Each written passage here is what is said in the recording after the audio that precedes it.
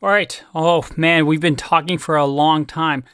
How can we finally run Python code? I want to start coding, right? Let's download this translation service, right? Well, I'm sorry.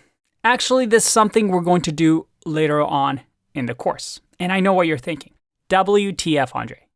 But what is this? Kindergarten? I mean, come on. I came here to learn Python. Start teaching me Python. And I know. And don't worry, in this course, we're going to get you to have a professional setup with Python so that when you go into the workforce, you are doing what you're supposed to be doing. We're going to learn how to have all of these set up.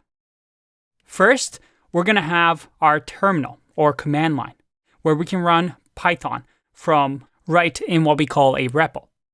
And then we're also going to use code editors like Sublime Text and Visual Studio Code. We're also going to use IDEs, or integrated developer environments, like PyCharm and Spider. And we're also going to use Jupyter notebooks.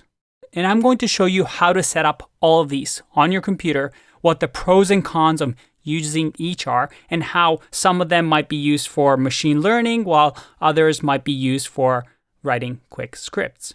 And I know this is a lot, but it's good to have these skills depending on what type of job you want. And if you're a professional Python developer, well, you should be using most of these. But there's a problem if I start introducing this in the course right away. You see, these tools, you have to install differently based on what computer you have. So if you're using a Mac, a Windows, a Linux, maybe you're using a mobile phone.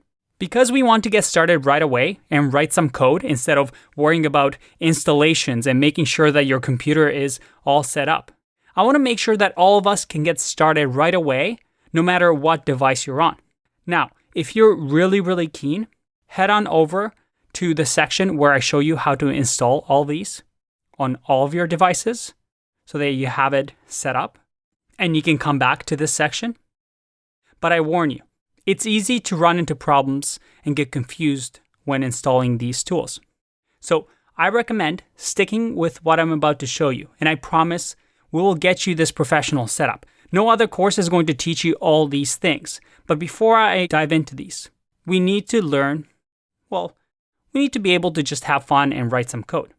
So what is this trick that I keep mentioning where we don't have to install any of these and still run Python?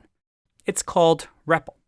You see, instead of us having to download this, we can go to repl.it. And when you go here, you'll get a login screen. Now, I recommend creating an account on here because, trust me, it's going to be very useful. It's one of my favorite tools. And it allows you to save Python files just online.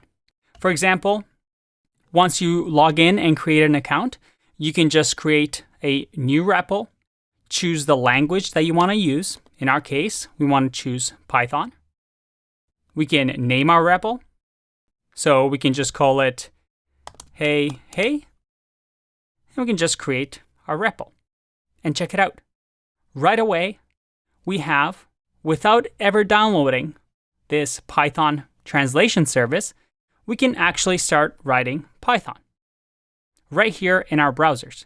And this is going to work for anybody that has an internet connection and a browser because this interpreter just runs automatically here. And the beauty with REPL is that, well, you can save these files, you can have different folders. So as we work through the course, you can actually have a folder for all your Python work and just have a really nice organized file structure that you can access anywhere you have internet connection. Now, if you don't want to sign up for repl.it, it's completely free. You can also use this open source glot.io, which again, you go to Python and you're able to run Python online. So take your time, sign up for repl.it, and let's get started with our first Python program. I'm finally getting there. In the next video, we're going to write our first piece of code. No more waiting. It's coding time. So I'll see you in the next video. Bye-bye.